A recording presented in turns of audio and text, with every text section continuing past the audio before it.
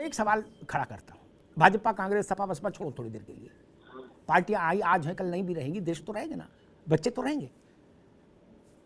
IIT के entrance होता है, आईआईएम का एंट्रेंस होता है, ठीक। संघ लोक सेवा आयोग 60-70 किस्म की भर्तियां करता है क्या?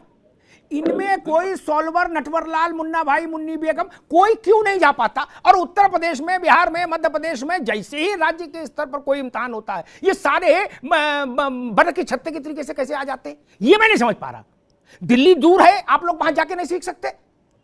संघ लोक सेवा आयोग का पता नहीं मालूम तो मैं बता दूं क्या समस्या है भाई। आपके वहां जो बाबू काजू खा रहे हैं वहां बैठे बैठे ठंडे में, वो क्या करते हैं?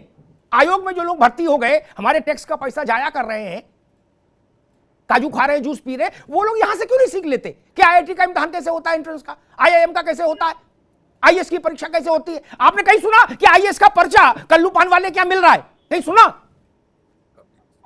गुड्डू पंचर वाले क्या कहीं आईपीएस का पर्चा मिल रहा है? सुना नहीं ना? तो भाई साहब जब यहां मास्टर की भर्ती होती, लेखपाल की, चपरासी की, दरोगा की, सिपाही की, तो देश भर के हैकर जैकर टैकर यहीं कैसे आ जाते हैं? मैं ये समझना चाह रहा हूं, इस पे प्रकाश डालो भाई। नहीं, आप बिल्कुल ठीक कह रहे हैं। मैं एक आपको थोड़ा सा छोटा सा एग्जांपल देना चाहता हूं कि मान लो हम लोग रहते हैं नोएडा में जी, और नोएडा से दिल्ली की दूरी ज्यादा नहीं है। आप जब तक नोएडा में घूमते हैं कोई सीट बेल्ट नहीं लगाता, और जैसे ही आपकी गाड़ी दिल्ली में जाती है तुरंत सीट बेल्ट लगा लेते हैं। क्यों? कारण इसका यह है कि जब भी नोएडा में आप जा रहे हैं तो किसी ने आपको पकड़ा तो आपने तुरंत फोन मिलाया और किसी से बात करा दी। वो अधिकारी बेचारा डर गया, उसने आपको कहा अच्छा भाई साहब आप जाइए। ये व्यवस्था दिल्ली में नहीं है। दिल्ली में आप किसी से बात नहीं करा सकते, चीजें नहीं करा सकते। तो बदला क्या? बदला सिर्फ आपका माइंडसेट, आपकी सोच बदली और कुछ नहीं बदला। नहीं भाई, क्योंकि प्रदेश से दादा एक मिनट मनोज बाबू, मैं प्रैक्टिकल आदमी हूं, मैं सिद्धांतिक बात में ना, मैं इतना ज्ञानी नहीं। मैं तो एक बात कह रहा हूं, एक बच्चे की आईआईटी में दाखिला करा दो, मूर्ख बच्चे की, ठीक का है, सारे वो मिलके मुन्ना भाई बोलते क्या बोलते सॉल्वर हैं, और 100 टीईटी में माथा फोड़ो क्या, तब भी मुनाफे का सौदा है एक आईआईटी क्या? वहां क्यों नहीं ये लोग जाते हैं? ये लोग उत्तर प्रदेश में ही क्यों, जैसे कुंभ का मेला लगता है सब आ जाते हैं? ये मैं समझना चाह रहा हूं। वो भी भारत में ही है, मोबाइल यही चलता है, वहां नहीं चलता। ये ब्लूटूथ और कॉन्टूथ है, कौन क्या इंटरनेट है, क्या है, क्लाउड है, बाउड है, वो वहां नहीं चलता।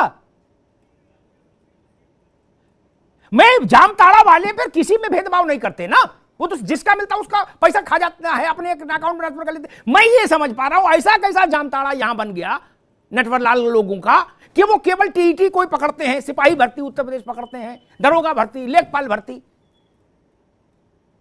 जो छोटे पद हैं, संघर्ष करने वाले वर्ग के बच्चे जहां जूझ रहे हैं। आईआईएम अहमदाबाद में एडमिशन करा दे, 5 करोड़ मिल जाएंगे, 10 करोड़ मिल जाएंगे। नहीं, बिल्कुल ठीक है। आपने एम्स में कभी सुना? पोस्ट ग्रेजुएशन के लिए सबसे महत्वपूर्ण परीक्षा है देश की, मेरे हिसाब से एम्स में पोस्ट ग्रेजुएशन के लिए, ठीक, उससे कठिन और बड़ी परीक्षा कोई नहीं। क्या आपने कभी सुना कि कोई बाहर बैठ के कह रहा हो आ जाओ आ जाओ आ जाओ, गायनी गायनी गायनी है, हार्ट हार्ट, न्यूरो न्यूरो, कोई मिलता है?